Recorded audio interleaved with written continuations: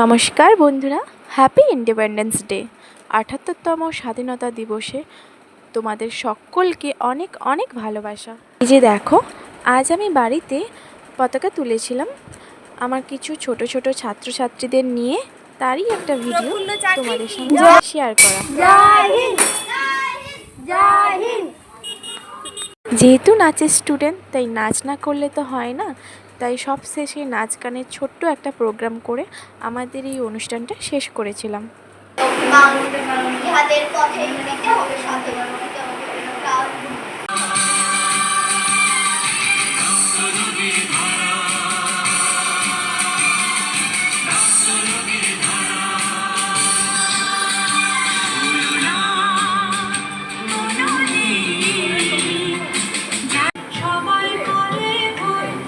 যদি